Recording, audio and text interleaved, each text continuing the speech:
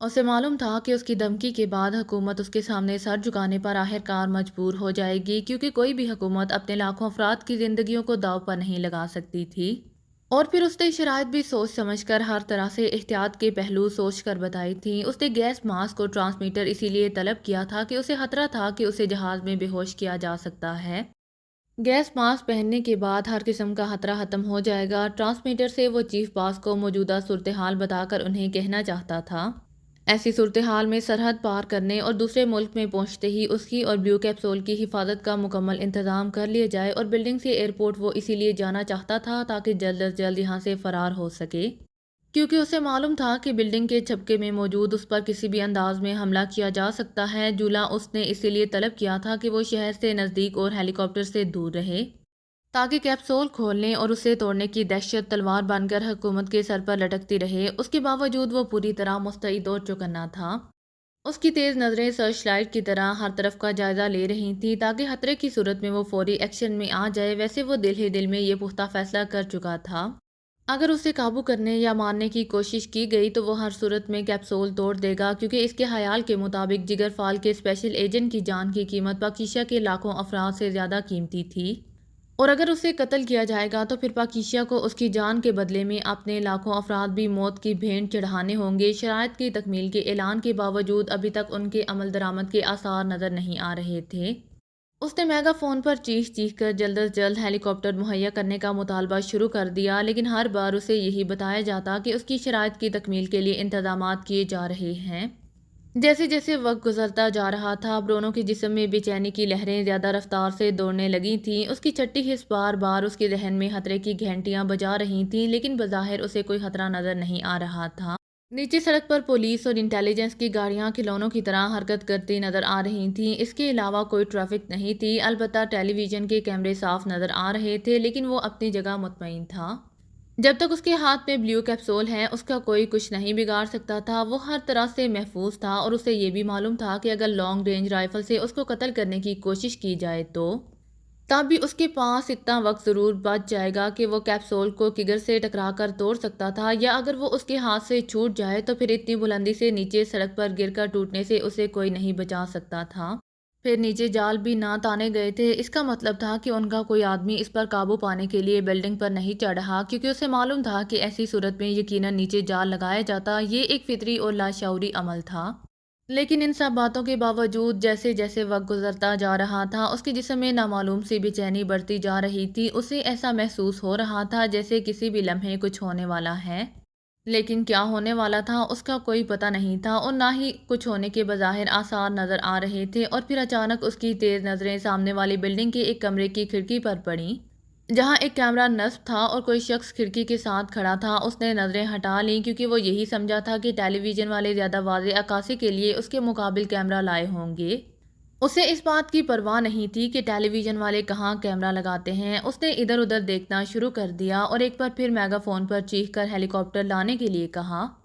ابھی وہ mega phone پر بول ہی رہا تھا کہ اس نے سامنے والی بلڈنگ سے ایک کبوتر کو پھڑ پھڑا کر باہر نکلتے اور پھر فضا میں پرواز کرتے دیکھا۔ کبوتر کلابازیاں کھاتا ہوا فضا میں بلند ہوتا چلا گیا، اور پھر اس کی بلڈنگ کے اوپر جا کر وہ اس کی نظروں سے غائب ہو گیا۔ برونو نے ایک بار پھر آسمان پر ادھر ادھر دیکھا۔ وہ جھولے والے ہیلی کاپٹر کا انتظار کر رہا تھا کہ اچانک ایک زوردار چیخ اس کے کانوں میں پڑی، اور دوسرے لمحے وہ بری طرح چونک پڑا جب اس نے سامنے والی بلڈنگ کی ایک انتہائی بلندی سے کسی آدمی کو نیچے سڑک پر گرتے ہوئے دیکھا۔ اور صرف وہ نہیں، ہر شخص ارد گرد موجود اس شخص کو اس طرح اچانک انتہائی بلندی سے گرتے دیکھ کر سب کچھ بھول بھال کر اس کی طرف متوجہ ہو گیا۔ اسی لمحے برونو کے کانوں میں پھرپھراہٹ کی آواز سنائی دی، اور پھر اس سے پہلے کہ وہ کچھ سمجھتا، اچانک اس کے اس ہاتھ پر جس میں اس نے بلیو کیپسول پکڑ رکھا تھا کسی نے زوردار جھپٹا مارا۔ چونکہ برونو گرنے والے کی طرف متوجہ تھا، اسی لیے کیپسول پر اس کی گرفت عام حالات کی طرح سخت نہیں رہی تھی۔ اچانک جھٹکا لگتے ہی بے اختیار اس کی مٹھی کھلی اور بلیو کیپسول اس کے ہاتھ سے نکل کر نیچے سڑک کی طرف گرنے لگا۔ اسی لمحے سفید رنگ کے کبوتر نے بجلی کی سی تیزی سے غوطہ لگایا، اور دوسرے لمحے وہ سڑک کی طرف گرتے ہوئے خوفناک کیپسول کو اپنے پنجوں میں دبا چکا تھا، اور کلا بازیاں کھاتا ہوا تیز رفتاری سے واپس سامنے والی بلڈنگ کی کھڑکی کی طرف اڑتا چلا گیا۔ ادھر جو آدمی سامنے والی بلڈنگ کی انتہائی بلندی سے نیچے گرا تھا، زمین کے قریب پہنچتے ہی اس کا ہاتھ فضا میں بلند ہوا اور پھر ایک زوردار دھماکہ ہوا اور دوسرے لمحے اس کے ہاتھ میں پکڑے ہوئے کسی پستول نما آلے میں سے ایک غبارہ نکلا اور ایک لمحے میں فضا میں کسی پیراشوٹ کی طرح پھیلتا چلا گیا۔ اس آدمی کے جسم کو ایک زوردار جھٹکا لگا اور اس کے گرنے کی رفتار یکلحت کم ہو گئی اور دیکھتے ہی دیکھتے وہ آدمی سڑک پر اس طرح کھڑا ہو گیا جیسے وہ اتنی بلندی سے گرنے کی بجائے سیڑھیاں اتر کر نیچے سڑک پر جا کھڑا ہو۔ پیراشوٹ نما غبارہ ابھی تک فضا میں لہرا رہا تھا۔ اس آدمی کا ہاتھ ابھی تک فضا میں بلند تھا۔ برونو حیرت سے بت بنا کھڑے کا کھڑا رہ گیا۔ اس کی سمجھ میں نہ آیا کہ اس کے ساتھ کیا ہو گیا ہے۔ کیپسول جس کے بال پر وہ اپنی شرائط منوا رہا تھا، وہ کیپسول جس کے اندر لاکھوں افراد کی دردناک موت چھپی ہوئی تھی، اس کے ہاتھوں سے غائب ہو چکا تھا اور وہ یوں خالی ہاتھ کھڑا تھا جیسے جوئے کی بازی میں وہ اپنی پونجی تو کیا اپنی زندگی تک ہار گیا ہو۔ عمران نے ایک زوردار چیخ مارتے ہوئے 12ویں منزل کی کھڑکی سے چھلانگ لگائی اور اس کا جسم انتہائی تیزی سے نیچے گہرائی میں گرنے لگا۔ چند لمحوں کے لیے اسے یوں محسوس ہوا جیسے حواس اس کا ساتھ چھوڑ رہے ہوں، لیکن اس نے سر کو جھٹکا دے کر اپنے آپ کو سنبھال لیا۔ اس کا جسم کسی لاش کی طرح نیچے گر رہا تھا اور نیچے موجود سڑک تیزی سے اس کی پانی بہاتی ہوئی آنکھوں کے سامنے پھیلتی چلی جا رہی تھی اور پھر اسے جیسے ہی اندازہ ہوا کہ اب وہ زمین سے 100 گز کے فاصلے پر رہ گیا ہے، اس نے جیب میں ڈالے ہاتھ کو ایک جھٹکے سے باہر نکالا۔ اس کے ہاتھ میں ایک بڑی سی نال کا ریوالور تھا جو باہر آ گیا۔ اس کا ہاتھ ریوالور کے دستے پر مضبوطی سے جمع ہوا تھا اور انگلی اس کے ٹریگر پر موجود تھی۔ نیچے گرتے ہی اس نے اپنے ہاتھ کی گرفت کو ہر لحاظ سے مضبوط رکھا تھا کیونکہ اسے معلوم تھا کہ اسی گرفت پر اس کی موت اور زندگی کا انحصار ہے۔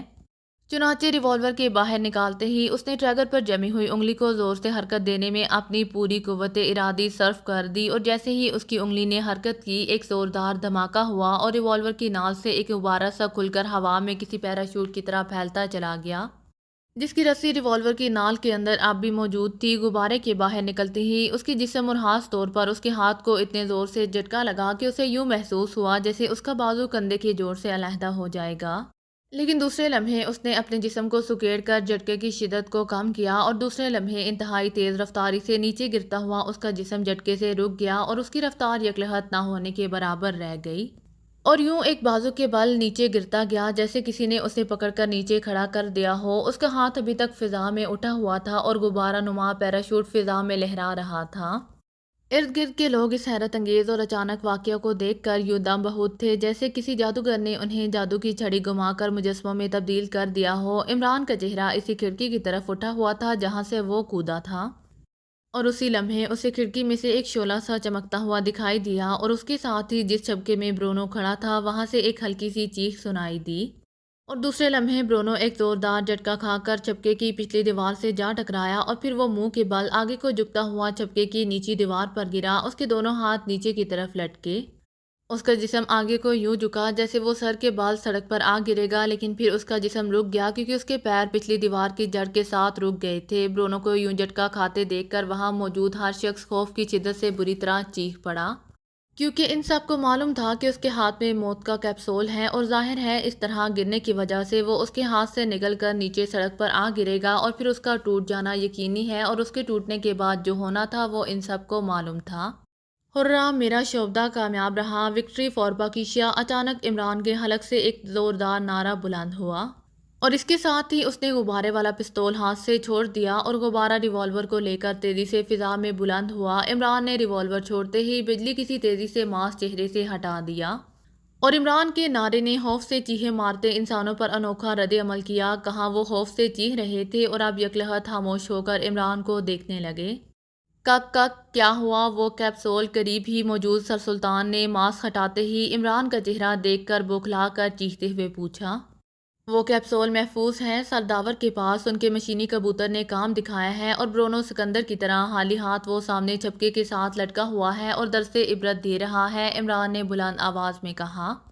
پہلے تو سر سلطان اور ارد گرد موجود لوگوں کو عمران کی بات پر یقین نہ آیا، مگر جب انہوں نے واقعی برونو کے دونوں لٹکے ہوئے خالی ہاتھوں کو دیکھا اور کیپسول اب تک نیچے بھی نہ گرا تھا تو سب سے پہلے سر سلطان اپنی جگہ سے اچھلے اور پھر وہ دوڑتے ہوئے عمران سے لپٹ گئے۔ تم عظیم ہو، تم عظیم ہو، تم عظیم ہو۔ سر سلطان کے منہ سے بے اختیار ایک ہی فقرہ نکل رہا تھا اور ان کی آنکھوں سے نہ جانے کس جذبے کی وجہ سے مسلسل آنسو ٹپکنے لگے۔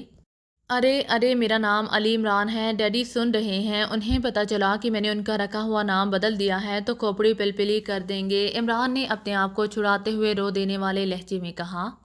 اور سر سلطان تیزی سے اسے چھوڑ کر پولیس جیپ کے ساتھ کھڑے انسپکٹر کی طرف لپکے، انہوں نے اس کے ہاتھ سے میگا فون جھپٹ لیا۔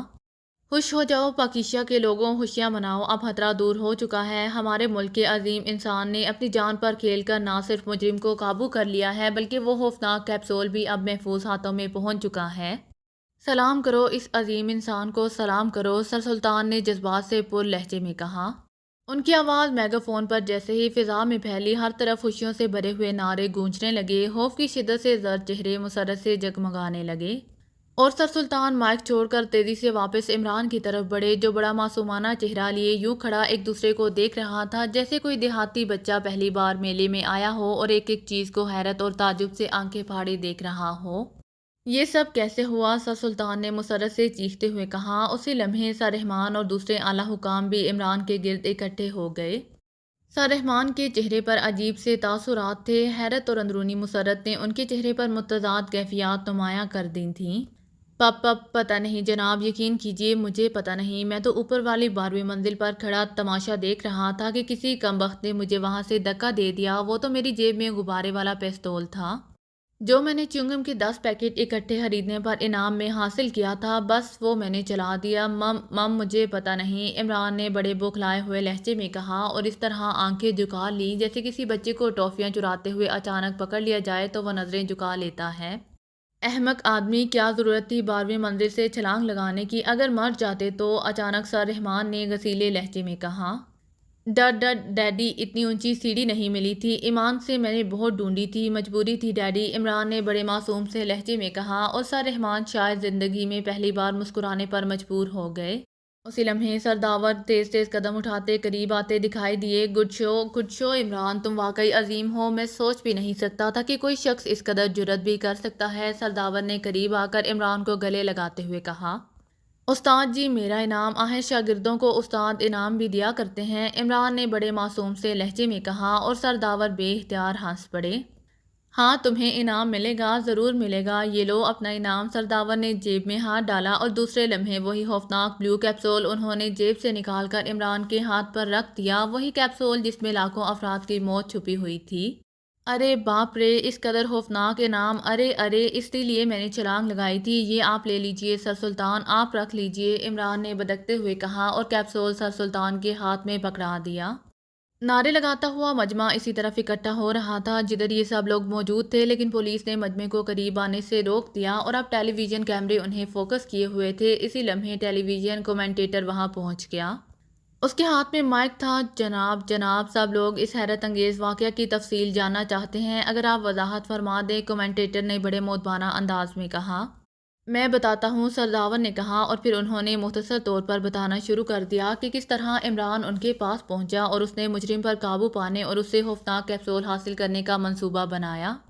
حیرت انگیز اور خوفناک منصوبہ! سب سے بڑا مسئلہ یہ تھا کہ مجرم کی توجہ آخر کس طرح چند لمحوں کے لیے اس کیپسول سے ہٹائی جائے کہ اس طرح اسے شک بھی نہ پڑے، کیونکہ مجرم اپنی جان پر کھیلنے کا فیصلہ کر چکا تھا۔ چنانچہ ہم نے منصوبے کے مطابق کمپیوٹر کنٹرول مشین کو ایک ٹیلی ویژن کیمرے میں بدل دیا تاکہ مجرم اگر اسے دیکھے تو ٹیلی ویژن کیمرہ سمجھے اس کمپیوٹر میں مشینی کبوتر بند تھا جس کو اس کمپیوٹر سے کنٹرول کیا جاتا تھا۔ چنانچہ وہ مشین سامنے والی بلڈنگ میں رکھ دی گئی اور میں نے مشین کا کنٹرول سنبھال کر مشینی کبوتر کو شوٹ کیا، جو کنٹرول کی وجہ سے اصل کبوتر کی طرح فضا میں اڑتا چلا گیا۔ کبوتر چونکہ بظاہر عام کبوتر تھا، اسی لیے مجرم نے اسے نظر انداز کر دیا اور میں نے کبوتر کو ٹھیک اس چھپکے کے اوپر پہنچا دیا جس کے نیچے مجرم کیپسول پکڑے کھڑا تھا، اور اب مجرم کی توجہ اس کیپسول سے ہٹانے کے لیے عمران نے اپنے منصوبے پر عمل کیا۔ اس نے 12ویں منزل کی کھڑکی سے یوں چھلانگ لگا دی جیسے وہ بلندی سے گرا ہو۔ انسانی فطرت کے مطابق عمران کو یوں نیچے گرتے دیکھ کر مجرم کی توجہ اسی طرف ہو گئی اور کیپسول پر اس کی گرفت ڈھیلی پڑ گئی، اور میں نے اسی لمحے چھپکے سے اوپر پرواز کرتے مشینی کبوتر کو کمپیوٹر کے ذریعے کنٹرول کرتے ہوئے مجرم کے اس ہاتھ میں جس میں کیپسول موجود تھا جھٹکا دیا، اور مشینی کبوتر نے اس ہاتھ پر جھپٹا مارا۔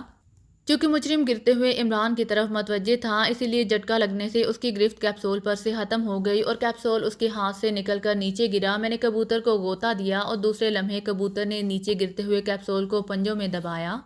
اور پھر بجلی کسی تیز رفتاری سے واپس اڑتا ہوا میرے پاس پہنچ گیا اور میں نے اس کے پنجوں سے کیپسول حاصل کر کے جیب میں ڈال لیا۔ یہ وہی لمحہ تھا جب عمران کے قدم زمین پر لگے، کیونکہ اس کی جیب میں پیراشوٹ فائر ریوالور تھا اور اس کی چھلانگ کے بعد اس کی زندگی یا موت کا انحصار اس ریوالور کے بروقت فائر کرنے پر تھا جو اس نے کر دیا، اور غبارے نما جدید ترین پیراشوٹ نے زوردار عمل کے ذریعے اس کی رفتار کو کم کیا اور وہ یوں زمین پر اتر گیا جیسے وہ سیڑھیاں اتر کر نیچے آیا ہو۔ کیپسول حاصل کرتے ہی منصوبے کے مطابق میں نے ہیلیم گیس کا فائر برونو پر کیا جو پہلے کمپیوٹر فائرنگ ٹارگٹ پر تھا۔ اس گیس کے فائر سے برونو بے ہوش ہو کر جھپکے میں گر گیا اور اب کیپسول محفوظ ہاتھوں میں ہے، اور مجرم بھی، سرداور نے تفصیل بتاتے ہوئے کہا۔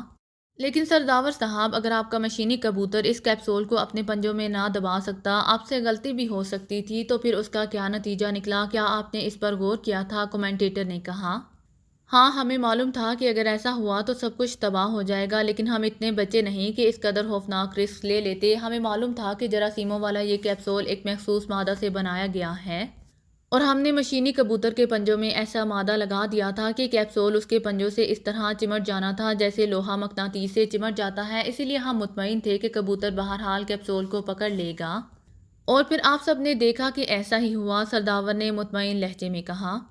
لیکن اس مادہ نے جو کبوتر کے پنجوں میں لگایا گیا تھا اس وقت کیوں نہ اثر کیا جس وقت اس نے مجرم کے ہاتھ پر جپٹا مارا تھا اور کیپسول مجرم کے ہاتھ میں تھا؟ ایسا بھی تو ہو سکتا تھا کہ کیپسول کا کچھ حصہ وہیں کبوتر کے پنجوں سے چمٹ جاتا اور بقیہ کیپسول مجرم کے ہاتھ میں پھنس کر رہ جاتا۔ کمنٹیٹر نے انتہائی ذہانت آمیز سوال کیا۔ یہ پہلو بھی پہلے ہمارے ذہن میں تھا۔ آپ یہ نہ بھولیے کہ وہ اصل کبوتر نہیں تھا بلکہ مشینی کبوتر تھا۔ اس کے پنجوں کے اندر خلا میں وہ مادہ بھرا گیا تھا جس وقت اس نے جپٹا مارا۔ اس وقت وہ مادہ اس کے پنجوں کے نیچے نہ پھیلا تھا، لیکن جب کیپسول ہاتھ کی گرفت سے نکلا، طے شدہ پلاننگ کے تحت کمپیوٹر نے وہ مادہ پنجوں پر پھیلا دیا، سرداور نے کہا۔ اور سرداور صاحب، اس مادے کے باوجود آپ نے کبوتر کے پنجوں سے وہ کیپسول کیسے نکال لیا؟ کیا اس رد عمل کی وجہ سے کیپسول کے ٹوٹنے کا خطرہ نہیں تھا؟ کمنٹیٹر نے کہا۔ کمپیوٹر کا بٹن آف کر کے وہ کیپسول لیا جا سکتا ہے، اور میں نے یہی کیا۔ یہ تو سادہ سی بات ہے، سرداور نے کہا، اور کمنٹیٹر چیمپ کیا۔ لیکن اگر عمران صاحب پیراشوٹ باندھ کر کودتے تو کیا اس طرح رسک کم نہ کیا جا سکتا تھا؟ کمنٹیٹر نے اب دوسرے رخ پر بات شروع کر دی۔ آپ مجرم کی ذہانت اور عیاری کو نہیں جانتے، عمران جانتا ہے۔ اگر پیراشوٹ باندھ کر کودا جاتا تو وہ ایک لمحے میں سب کچھ سمجھ جاتا، کیونکہ اس نے پیراشوٹ کو کمر پر بندھے ہوئے چیک کر لینا تھا۔ اسی لیے عمران نے یہ رسک لیا۔ اس رسک کے بغیر اس مجرم کو ڈاج نہیں کیا جا سکتا تھا، سرداور نے کہا۔ اگر عمران صاحب بروقت وہ ریوالور فائر نہ کر سکتے، یا عین وقت پر وہ ریوالور دھوکہ دے جاتا، یا عمران صاحب راستے میں ہی بے ہوش ہو جاتے تو، کمنٹیٹر نے کہا، تو اس وقت عمران کی ہڈیوں اور گوشت کا ملغوبہ سڑک پر بکھرا ہوا نظر آ رہا ہوتا، سرداور نے کہا۔ ارے باپ رے سرداور، آپ نے مجھے پہلے کیوں نہیں بتایا تھا؟ مم مجھے پہلے بتا دیتے تو میں کوئی پاگل تھا کہ اس طرح کود پڑتا، عمران نے اچانک خوف سے آنکھیں پھیلاتے ہوئے کہا، اور سرداور اس کی اداکاری پر بے اختیار ہنس پڑے۔ یہ عمران صاحب کیا سیکرٹ سروس سے متعلق ہیں؟ کیا یہ سیکرٹ سروس کے چیف ہیں؟ کمنٹیٹر نے پوچھا۔ Secret service? ارے کیا کہہ رہے ہیں آپ؟ ارے مجھے کیا ضرورت ہے سیکرٹ رہنے کی، میں تو اوپن سروس کا قائل ہوں۔ ایسی سروس جیسے ڈاک خانے والوں کی میل سروس ہوتی ہے، یا ہوائی کمپنیوں کی کارگو سروس، یا آپ ٹیلی ویژن والوں کی سروس۔ ویسے بڑے بھائی، کیا مجھے بھی نوکری مل سکتی ہے آپ کی طرح یہ چھوٹا سا مائک اٹھا کر سوال کرنے کی؟ ایمان سے سوچ کر آپ سے اچھے نہیں تو آپ جیسے سوال ضرور کر لیا کروں گا، عمران نے احمقانہ انداز میں جواب دیتے ہوئے کہا۔ نہیں، ان کا کوئی تعلق سیکرٹ سروس سے نہیں، یہ تو سینٹرل انٹیلیجنس ڈائریکٹر سر رحمان صاحب کے صاحبزادے ہیں اور شوقیہ فنکار ہیں، سر سلطان نے قریب کھڑے سر رحمان کی طرف اشارہ کرتے ہوئے کہا۔ او مبارک ہو جناب، آپ کے صاحبزادے نے حیرت انگیز کارنامہ سر انجام دیا ہے، کمنٹیٹر نے فوراً ہی سر رحمان سے مخاطب ہو کر کہا۔ شکریہ، ایسے احمقوں سے ایسے ہی احمقانہ منصوبوں کی توقع کی جا سکتی ہیں، سر رحمان نے برا سا منہ بناتے ہوئے کہا۔ میرے خیال میں اب تمام وضاحت ہو چکی ہے، اب چلنا چاہیے، سر سلطان نے کہا، اور کمنٹیٹر شکریہ ادا کر کے واپس مڑ گیا، اور سر سلطان اور سر رحمان اور دیگر اعلیٰ حکام اپنی اپنی کاروں کی طرف بڑھ گئے، اور عمران ہر ایک کو اس طرح جاتے ہوئے دیکھتا رہا جیسے اسے یہ توقع ہی نہیں تھی کہ اس عظیم کارنامے کی بس اتنی ہی تعریف ہوگی اور پھر سب چلے جائیں گے اسے اکیلا چھوڑ کر۔ سرداور اور سر سلطان بھی ساتھ چلے گئے۔ ارے میرا وہ انعام، ارے کچھ رقم تو دیتے جاؤ، 150 روپے ہی صحیح، عمران نے اونچے لہجے میں کہا، اور پھر یوں مایوس ہو کر واپس مڑا جیسے اس کے کارنامے کی کسی نے قدر ہی نہ کی ہو۔ عمران صاحب، اسی لمحے صفدر کی آواز سنائی دی اور عمران نے چونک کر اس کی طرف دیکھا جہاں صفدر کے ساتھ سیکرٹ سروس کے تمام ممبران کھڑے بڑی عقیدت مندانہ نظروں سے عمران کو دیکھ رہے تھے۔ آپ میرا انٹرویو لیں گے؟ ضرور لیں، لیکن آپ کے ہاتھ میں تو کچھ بھی نہیں، نہ مائک اور نہ ہی معاوضے کا کوئی چیک، عمران نے مایوس سے لہجے میں کہا اور سب اس کے اس انداز پر بے اختیار ہنس پڑے۔ ارے میرا یار برونو، ارے کیا وہ وہیں لٹکا رہے گا؟ ارے اسے نیچے تو اتارو، شاید وہی انعام میں کچھ دے دے۔ اچانک عمران نے یوں چونک کر اس چھپکے کی طرف دیکھا جہاں برونو موجود تھا، لیکن ظاہر ہے چھپکا خالی پڑا ہوا تھا۔ وہ انعام وصول کرنے والے کے ہاتھوں میں پہنچ چکا ہے، وہ آپ کو کیا دے گا؟ صفدر نے ہنستے ہوئے کہا اور عمران نے یوں مایوسی سے منہ لٹکا لیا جیسے انعام حاصل کرنے کی آخری امید بھی ختم ہو گئی ہو۔ اگر آپ کو میری ویڈیو پسند آئے تو please like, share and subscribe کرنا مت بھولیے گا۔ جزاک اللہ۔